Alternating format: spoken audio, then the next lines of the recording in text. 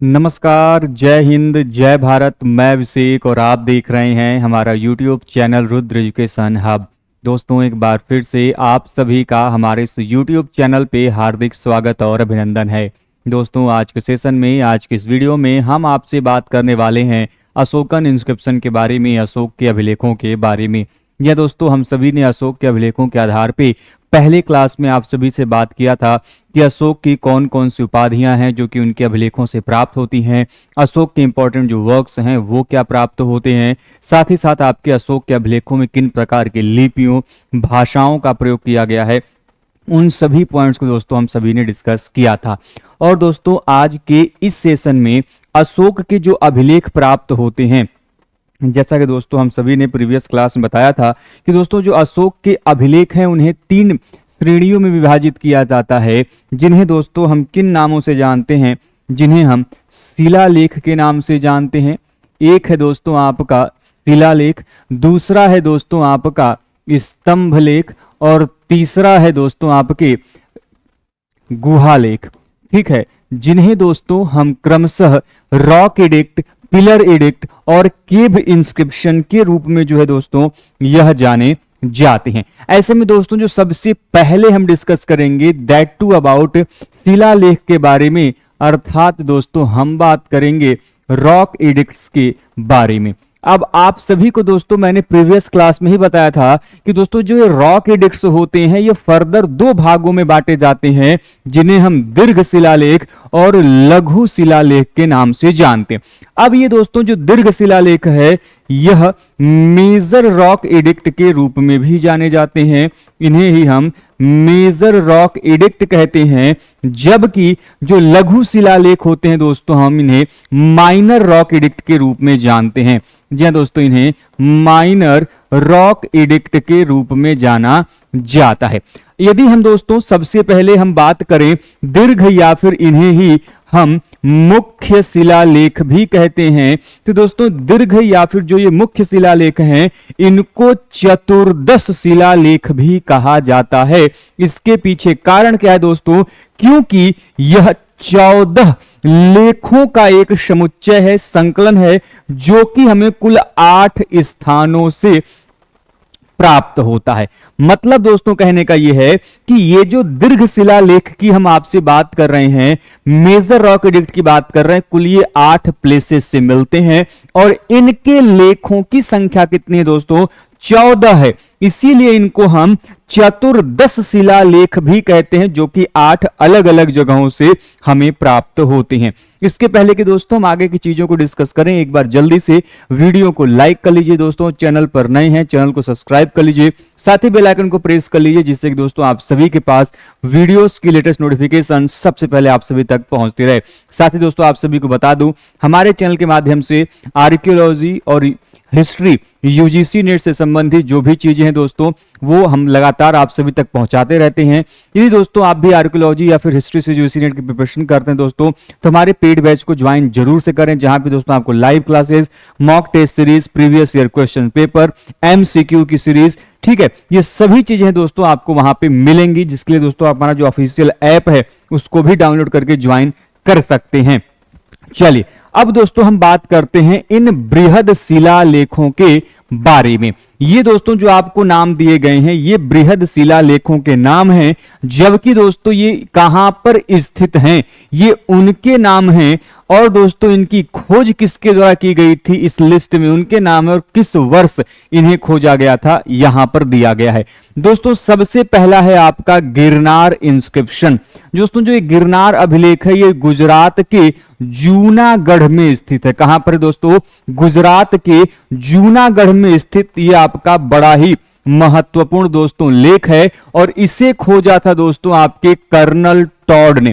किसने खोजा था दोस्तों? कर्नल टॉड ने खोजा था 1882 में।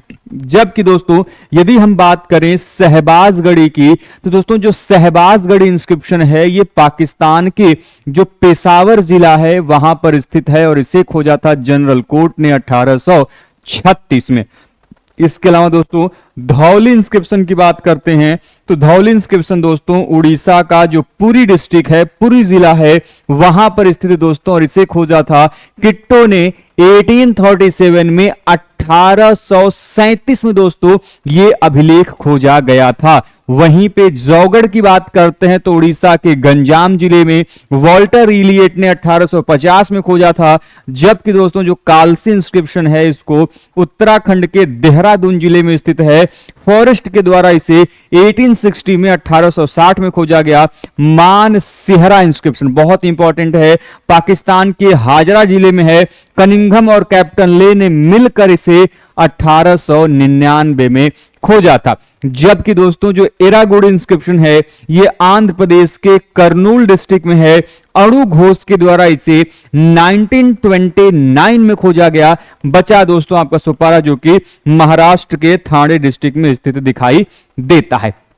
अब दोस्तों हम बात कर लेते हैं इन्हीं दीर्घ शिलालेखों की, अर्थात जो ये मेजर रॉक एडिक्ट हैं उनसे संबंधित कुछ इंपॉर्टेंट फैक्ट के बारे में।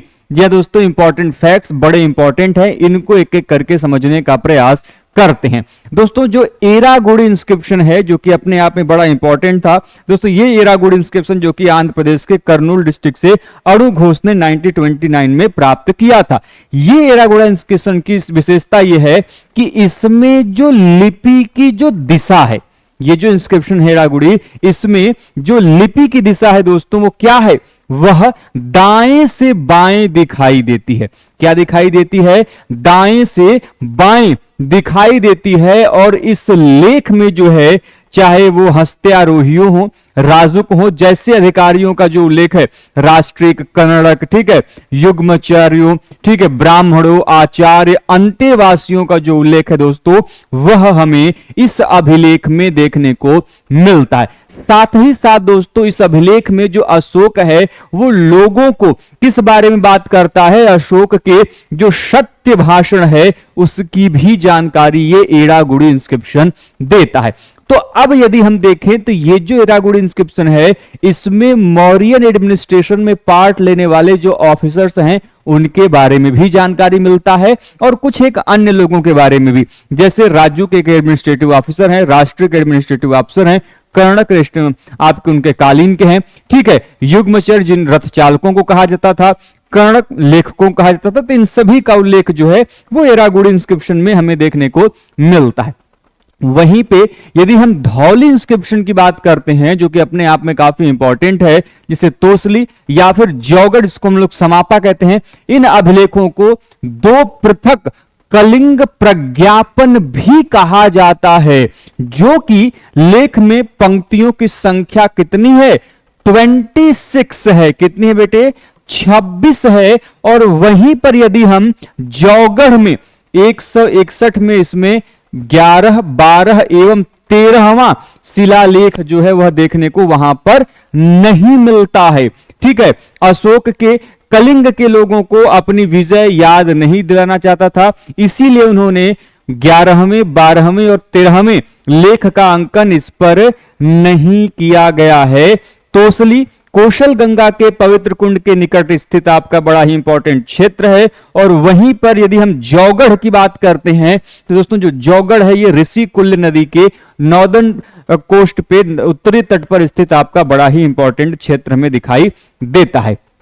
ठीक है, जो पृथक कलिंग प्रज्ञापन है, ठीक है, अशोक का, यह यहां के महामात्र नगर व्यवहारिकों को संबोधित करता है। बहुत इंपॉर्टेंट है, अशोक का जो पृथक कलिंग प्रज्ञापन है ये अपने आप में बड़ा इंपॉर्टेंट है, क्योंकि यदि हम इस इंस्क्रिप्शन को देखते हैं तो ये जो इंस्क्रिप्शन है ये जो महामात्र नगर व्यवहारिक होते थे उनको संबोधित करते हुए इंस्क्रिप्शन लिखा गया।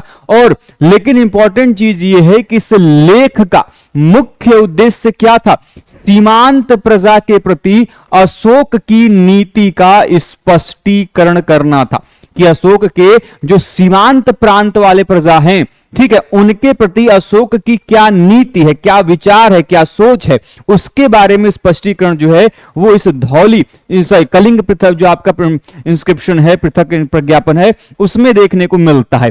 ठीक है, धौली एवं जौगढ़ लेख में ही अशोक नगर के न्यायाधिकारियों से कहते हैं कि वो निष्पक्षता से न्याय करें। बहुत इंपॉर्टेंट पॉइंट है, आपके एग्जाम में क्वेश्चन पूछा जा सकता है कि अशोक के किस अभिलेख में अशोक ने नगर न्यायाधिकारियों को यह कहा है कि वो निष्पक्षता से, ठीक है, बिना किसी भेदभाव के, बिना किसी पार्शियलिटी के वो क्या करें, जस्टिस डिलीवर करें, न्याय प्रदान करें। यह कहा गया धौली और जौगढ़ जैसे इंस्क्रिप्शन में अशोक ने कहा है। जबकि ठीक है, साथ ही साथ ये कहा कि किसी को अनावश्यक दंड न दिया जाए, सभी को एक समान प्रकार से देखा जाए। और इसी लेख में जो अशोक हैं ये कहते हैं कि सभी मनुष्य मेरी क्या हैं, संतानें हैं। बहुत इंपॉर्टेंट है, दोनों लेखों में वर्णित है कि यह लिपि प्रत्येक तिस्य नक्षत्र में सुनी जानी चाहिए।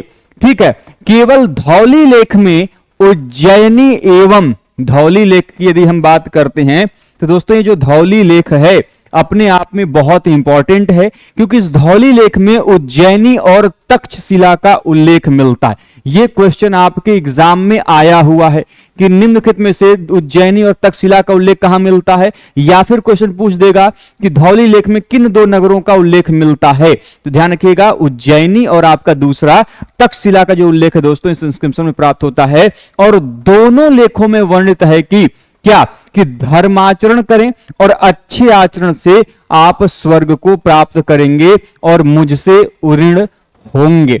ठीक है, जौगढ़ लेख में वह विश्वास दिलाते हैं कि लोगों की भलाई के लिए समस्त देश में आयुक्तों की नियुक्ति करूंगा। कौन कहते हैं, अशोक कहते हैं भैया, कि लोगों की ज्यादा से ज्यादा भलाई हो सके, वेलफेयर के वर्क्स किए जा सके, जिसके लिए वो ज्यादा से ज्यादा लोगों क्या करेंगे, अपॉइंट करेंगे, आयुक्तों को नियुक्त करेंगे, जिससे कि लोगों को क्या होगा, अच्छा व्यवहार उनके साथ भलाई किया जा सके।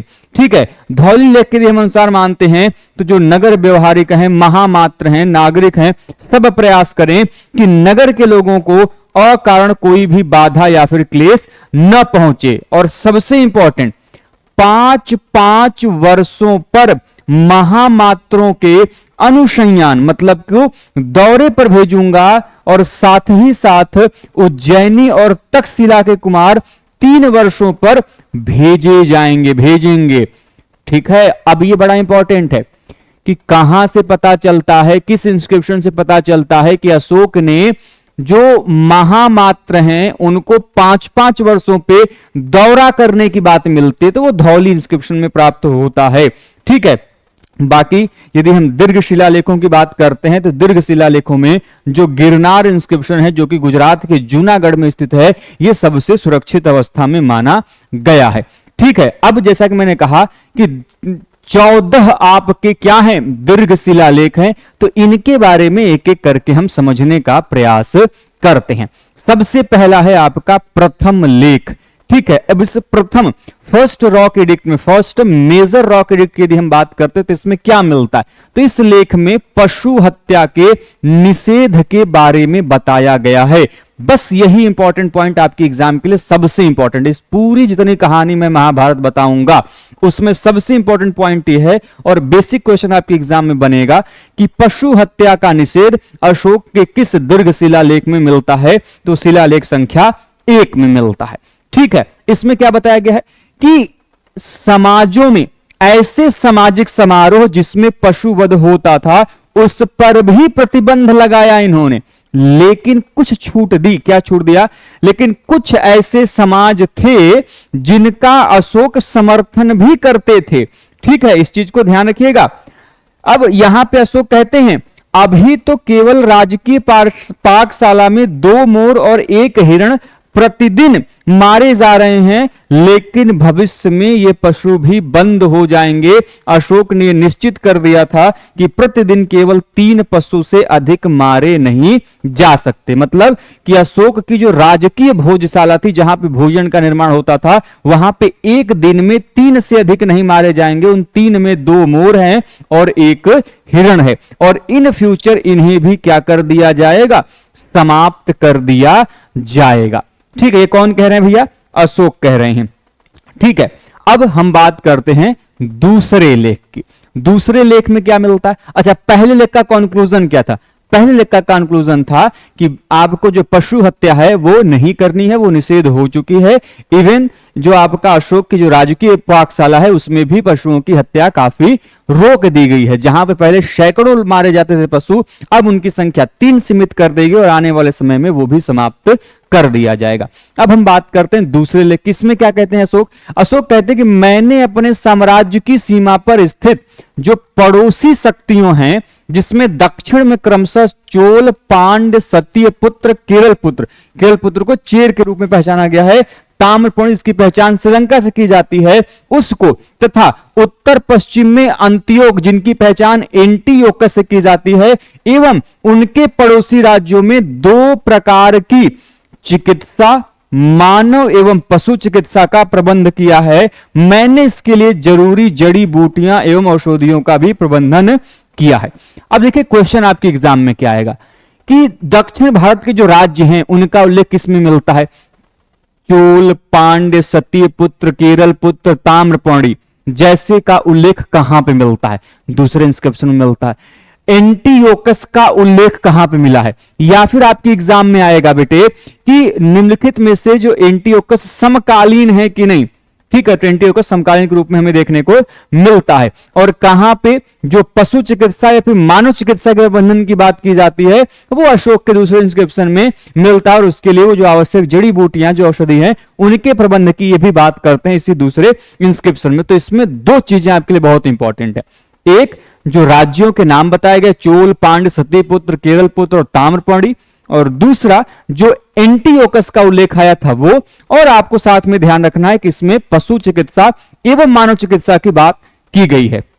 ठीक है, चलिए बात करते हैं कि अशोक पहला ऐसा शासक था जिसने मानव और पशु चिकित्सा का प्रबंध किया था। अभी तक लोग मानवों के उपचार के बारे में बात कर रहे थे, लेकिन अशोक आते हैं तो कहते नहीं, मानव के साथ साथ पशुओं का भी उपचार किया जाना चाहिए, उनकी भी चिकित्सा की व्यवस्था, उनके लिए भी मेडिकल फैसिलिटी उपलब्ध कराई जानी चाहिए, जो कि इस इंस्क्रिप्शन में मिलता है। ठीक है, यही कार्य मध्यकाल में आप देखेंगे तो जो तुगलक वंश के शासक फिरोज शाह तुगलक हैं, वो मुगल वंश के शासक जो जहांगीर हैं उनके द्वारा भी आपको करता हुआ दिखाई देगा, जिन्होंने पशुओं के लिए पशु चिकित्सा का जो उपाय है वो किया था।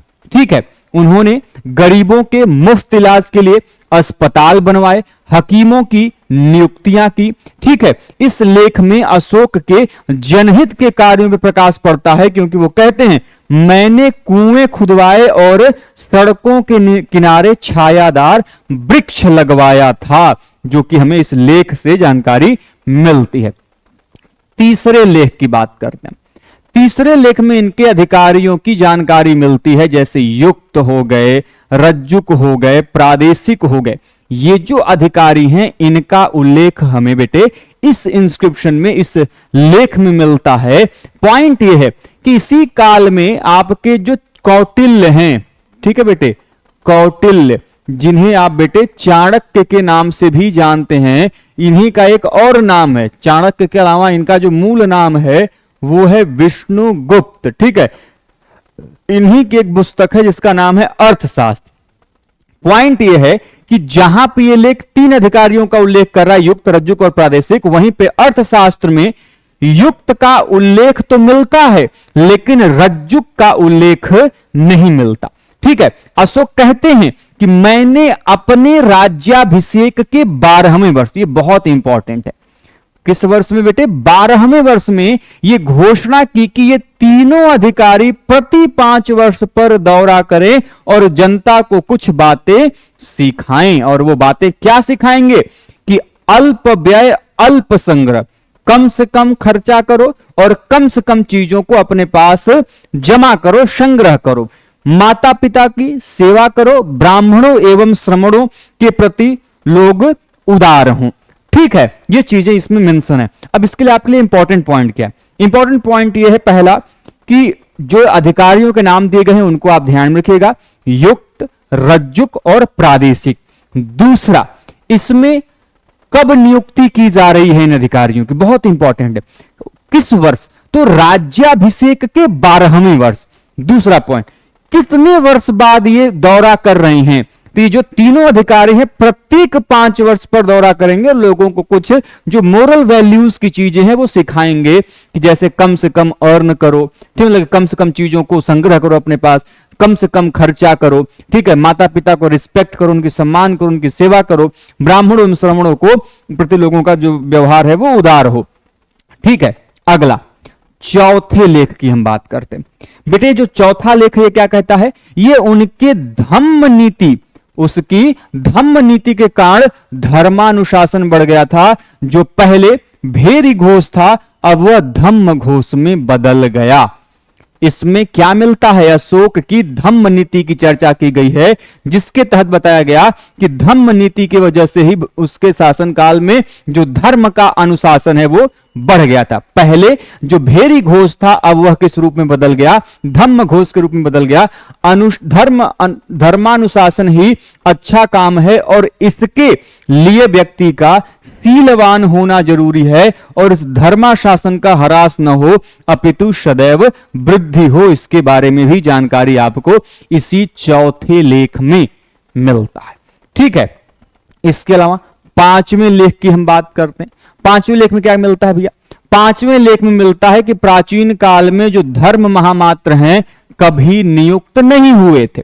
मैंने अपने राज्याभिषेक के 13वें वर्ष बाद धम्म महामात्रों की नियुक्ति की। बहुत इंपॉर्टेंट पॉइंट कि भैया जो ये धम्म महामात्र हैं इनकी नियुक्ति कब हो रही है? तो ये बहुत इंपॉर्टेंट है। 13वें वर्ष में आपके एग्जाम में क्वेश्चन पूछा जाएगा, धम्म महामात्रों की नियुक्ति संबंधित अभिलेख का नाम बताओ। यही अभिलेख है, ठीक है, जिसमें उल्लेख मिलता है 13वें वर्ष। धम्म महामात्र सारे धार्मिक संप्रदायों में धर्म की रक्षा करने, बंदियों की रिहाई आदि कार्यों के लिए इनको नियुक्त किया गया है। ठीक है, अब ये क्रमशः यवनों, कंबोजों, गंधारों, रिष्ठिकों, पत्निकों के और पश्चिम के अन्य लोगों के बीच उनके कष्टों को दूर करने का भी प्रयास कर रहे हैं। कौन प्रयास कर रहे हैं? ये धम्म महामात्र। तो यहां पे ये जो नाम दिए गए हैं बेटे ये बड़ा इंपॉर्टेंट है कि जो राज्य हैं किनके धर्म किसके कष्ट को दूर करने की बात करें, यवन, कंबोज, गांधार, रिष्ठिक, पत्निक और पश्चिम के कुछ अन्य राज्यों के जो कष्ट हैं उनके दूर करने के भी कार्य इनके द्वारा किए जा रहे हैं। इसी में जानकारी मिलती है कि वे वहां कहां पे? पाटलिपुत्र में। कौन? धम्म महामात्र मेरे भाइयों, बहनों और अन्य संबंधियों के जो अंतःपुर है, ठीक है, अवरोधों में यदि व्यस्त हैं, यदि मेरे पुत्र पौत्र मेरे द्वारा किए गए लोक कल्याणकारी कार्यों को आगे बढ़ाएंगे तो यह पुण्य का कार्य होगा, लेकिन यदि वो इसकी उपेक्षा करेंगे तो वो नरक के भागी होंगे। तो इसमें अशोक आशा करते हैं कि भैया जो भी हम कार्य कर रहे हैं, ठीक है, यदि हमारे आने वाले जो सक्सेसर हैं, आने वाले जो पीढ़ी है, यदि हमारे इस पुण्य के कार्य को आगे बढ़ाएगी तो वृद्धि होगा, अच्छा होगा, पुण्य होगा। नहीं बढ़ाएगी तो वो लोग कहां जाएंगे? नरक के भागी बनेंगे। ठीक है, 6ठे लेख की बात करते हैं। इसमें अशोक अपने प्रतिवेदिक जिनको विशेष रिपोर्टर के तौर पर उल्लेखित किया गया है उनको आदेश देते हैं। बहुत इंपॉर्टेंट पॉइंट कि किस इंस्क्रिप्शन में किस अभिलेख से पता चलता है कि अशोक ने अपने प्रतिवेदिकों को आदेश दिया है। तो ये आपके 6वें लेख में पता चलता है जहां पे अशोक कहते हैं कि मैं जहां भी रहूं, चाहे हम अंतःपुर में रहें, गर्भापार रहें, व्रज रहें, पशुशाला रहें, विनीत व्यायामशाला, कहीं पे भी हम निवास करते रहें, ठीक है, मुझे प्रजा के विषय में सूचना जरूर दें। मतलब कि प्रजा से संबंधित सभी प्रकार की सूचनाएं हमें मिलती रहनी चाहिए। ठीक है, सर्वत्र मैं प्रजा का कार्य हूं, कार्य सेवक हूं। ठीक है, सर्व लोकहित से बढ़कर और कोई काम नहीं है। मैं ऐसा इसलिए करता हूं ताकि मैं जो प्रजा के ऋण से मुक्त हो जाऊं। कौन कह रहा है? अशोक कह रहे हैं। ठीक है, इस चीज को ध्यान रखिएगा। सातवां, अच्छा छठवें में क्या है भैया? छठवें में आपके इनकी जो अशोक के प्रजा के प्रति जो लगाव है वो दिखाया गया है, जिसमें वो कह रहे हैं कि भैया प्रजा से संबंधित कोई भी सूचना हो तो हमें कहीं पर भी आके दे सकते हो। हमारा बेडरूम हो, हमारा हॉल हो, हमारा किचन हो, हमारा गार्डन हो, कहीं पे भी हो, किसी भी समय हो, प्रजा के कष्ट है तो हमको बताओ और हम प्रजा के कष्टों का क्या करेंगे? निवारण करेंगे। ठीक, चलते हैं सातवें लेख की तरफ। सातवें लेख में कहते हैं कि सब जगह सब संप्रदायों के मनुष्य निवास करें। किसी भी धर्म, किसी भी संप्रदाय, अब जानते हो मौर्य काल के दौरान कई सारे धार्मिक संप्रदाय रहे हैं, चाहे जैन धर्म की बात करें, बौद्ध धर्म की बात करें, श्रमणों की बात करें, आजीवकों की बात करें, ब्राह्मणों की बात करें, कई प्रकार के संप्रदाय उस समय निवास रहते थे। और ये कह रहे हैं कि प्रत्येक धर्म के लोग, प्रत्येक संप्रदाय के लोग हर जगह मनुष्य निवास करे, क्योंकि वे सब संयम और आत्मशुद्धि चाहते हैं। अशोक के अनुसार विपुल दान देने वाला व्यक्ति भी अत्यंत नीच है यदि उसने संयम, भाव, बुद्धि और कृतज्ञता का अभाव उसमें देखने को मिलता है तो। ठीक है, तो सातवें में कंक्लूजन यह है कि सब प्रत्येक संप्रदाय के लोगों को एक साथ निवास करने की बात जो है हमें इस इंस्क्रिप्शन में मिलता है। आठवें लेख की बात करें, आठवें लेख में धम्म यात्राओं का उल्लेख है। बहुत इंपॉर्टेंट, किसका उल्लेख है? धम्म यात्राओं का। और इसमें बताते हैं कि राज्याभिषेक के 10वें वर्ष, ये टाइमलाइन याद रखिएगा, एक में 12वां आया था, एक में 13वां आया है। 12वें में क्या था?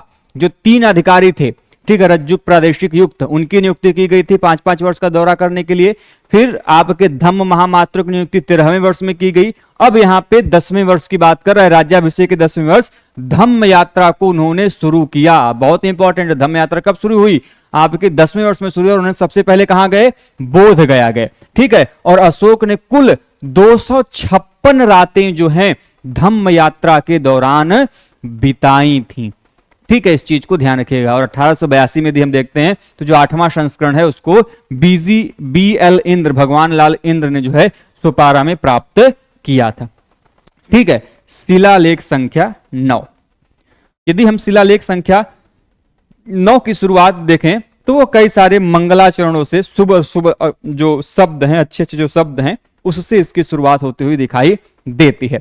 ठीक है, 9वें लेख में किसकी जानकारी मिलती है? जो धम्म मंगल है उसको सर्वश्रेष्ठ घोषित किया गया और कहा गया है कि लोग दासों और सेवकों से भी शिष्ट व्यवहार करें और गुरुजनों एवं ब्राह्मणों एवं श्रमणों का आदर करें। किसमें मिलता है? 9वें शिलालेख में। इसमें मंगलाचरण को, धम्म मंगलाचरण को सर्वश्रेष्ठ बताया गया और गुरु हो, सेवक हो, ठीक है, या फिर दास हो, उनके श्रमणों के प्रति अच्छा व्यवहार करने की बात की गई है। 10वें लेख में क्या मिलता है? इसमें यश और कीर्ति की निंदा की गई है और धम्म नीति की श्रेष्ठता पर विचार किया गया। लोग जो पागल हो जाते हैं यश प्राप्त करने के लिए, ठीक है, उनकी जो कीर्ति प्राप्त करने के लिए, तो उसकी निंदा की गई, उसको मना किया गया है। ठीक है, और धम्म नीति को इसमें श्रेष्ठता बताते हुए, इसको सर्वश्रेष्ठ बताते हुए उस पर विचार किया गया है। 11वें में लेख में क्या मिलता है? धम्म दान को सर्वश्रेष्ठ बताया गया। जहां पे 10वें में धम्म नीति को सर्वश्रेष्ठ बताया गया, इसमें धम्म दान को सर्वश्रेष्ठ बताया गया। 12वें की बात करते हैं तो 12वें में अशोक की जो धार्मिक सहिष्णुता है, रिलीजियस सेक्युलरिटी है, उसकी उल्लेख मिलता है। अशोक क्या कहते हैं इसमें? इसको कहते हैं कि सभी संप्रदायों के सार तत्व में वृद्धि हो, जितने भी सेक्ट हैं वो आगे बढ़ें, क्योंकि सबकी मूल वाणी का संयम एक ही है, मूल वाणी की जो चीजें हैं वो एक समान है। ठीक है, हम सभी संप्रदायों का सम्मान करना चाहिए, मनुष्य के अपने धर्म का आदर तथा दूसरे धर्म की अकारण निंदा नहीं करनी चाहिए। जो अपने संप्रदाय की प्रशंसा और सुनना चाहता है वो दूसरे के संप्रदाय की निंदा करता है तो वह वस्तुतः ही अपने संप्रदाय की बड़ी क्षति पहुंचाता है। ठीक है, बात कौन कह रहे हैं भैया? अशोक कह रहे हैं। ठीक है, कि सभी धर्मों का सम्मान करो, न ही किसी धर्म की निंदा करो, न ही अपने धर्म के बारे में जिस लोगों से कुछ कहो। ठीक है, इसके अलावा हम दूसरे धर्मों के सभी संप्रदाय में समन्वय ही शुभ है और इसे ही प्राप्त करने के उद्देश्य से धम्म महामात्र और उनके साथ स्त्राध्यक्षों ब्रज भूमिकों की भी नियुक्ति की गई है। तो इनकी जो नियुक्ति ब्रज आपके हो गए, ठीक है, स्त्राध्यक्ष हो गए, ब्रज भूमिक हो गए, धम्म महामात्रों की नियुक्ति यहां पे देखने को मिलता है। 13वां बहुत इंपॉर्टेंट है। किस लिए इंपॉर्टेंट है? क्योंकि इस 13वें लेख में यह अशोक का सबसे बड़ा लेख है। ये जितने दीर्घ शिलालेख आपने देखे, इन सभी में सबसे बड़ा जो लेख है वो हमें किसका दिखाई देता है? इन्हीं का दिखाई देता है। ठीक है, इस 13वें लेख में ही किसकी जानकारी मिलती है? अशोक के द्वारा लड़ा गया सबसे भयावह युद्ध, जिसने कि अशोक के पूरे जीवन को बदल के रख दिया, इसमें प्राप्त होता है, जिसके कलिंग युद्ध। ठीक है, 13वें लेख को सहबाजगढ़ संस्करण भी कहा जाता है। बहुत इंपॉर्टेंट। ठीक है, इसमें अशोक की धम्म विजय को सर्वश्रेष्ठ बताया गया है। इसमें कहा गया है कि 600 योजन, जिसको यदि हम मील में कन्वर्ट करें तो 1500 मील तक धम्म विजय की गई, जिसमें 5 यवन राजाओं को, दक्षिण की ओर चोल, पांड एवं ताम्रपर्णी जैसे प्रमुख उनको जीता गया। ठीक है, 13वें शिलालेख में विजित के अंतर्गत क्रमशः यवन, ठीक है, कंबोज, नाभिक, ठीक है, नवपंक्तियों, भोजक, पत्निकों, आंध्र, पर्णिमों इत्यादि को बताया गया। तो यहां पर जो 5 राजा हैं, इनके ऊपर भी उन्होंने विजय किया था, इसके बारे में भी जानकारी जो है इस इंस्क्रिप्शन में देखने को मिलता है। इसी इंस्क्रिप्शन में 13वें में अशोक ने आटविक जनजातियों को भी धमकी भी दिया गया। क्या दिया गया? कि वे धर्म का मार्ग धरें, अन्यथा परिणाम क्या होगा? बुरा होगा। अशोक ये कहते हैं कि जब एक अविजित क्षेत्र विजित होता है तो तब मानव जीवन में हत्या, मृत्यु, बंदी बनाना अनिवार्य हो जाता है। वो कहता है कि वह यवन देश को छोड़कर सर्वत्र ब्राह्मण और श्रमण समुदाय का वास देखना है, वहां मतलब कि देखता है कि वहां पर वास है। कोई ऐसा देश नहीं जहां लोग एक न एक संप्रदाय को न मानते हो। इसमें अशोक घोषणा करता है कि इसके कलिंग युद्ध बाद देवताओं का प्रिय धम्म की शतोत्साह परिरक्षा, शतोत्साह अभिलाषा और शतोत्साह शिक्षा करता है। ठीक है, तो मेरे कहने का मतलब यह भैया कि ये जो इंस्क्रिप्शन है कलिंग युद्ध उसकी बात करता है, आटविक जनजातियों का उल्लेख करता है। आटविक जनजातियों को धमकी दिया जाता है कि भैया कायदे से रहोगे तो फायदे में रहोगे, ठीक है, नहीं तो आपको क्या कर दिया जाएगा? आपका जो परिणाम है भैया रेल दिए जाओगे आप। ठीक, अगला 14वां और अंतिम दीर्घ शिलालेख। यह लेख जो है समस्त अभिलेखों के उपसंहार स्वरूप जानकारी मिलता है। अशोक ने अपने लेखों में जो धम्म लिपि है इसकी संज्ञा दी है। अशोक की लिपि में जो आपकी धम्म लिपि का प्रयोग किया गया उसके बारे में जानकारी मिलता है। इसमें कहा कि मेरा राज्य अत्यंत विशाल है, ठीक है, और इसमें बहुत से लेख लिखवाए गए हैं और आगे भी मैं लेख लिखवाऊंगा और ऐसी संभावना हो सकती है कि लिपिकार के अपराध के कारण इन लेखों में कुछ त्रुटि रह गई हो। ठीक है, ये भी जानकारी इसी में मिलती है। तो धम्म लिपि की चर्चा किसमें है? 14वें शिलालेख में देखने को मिलता है।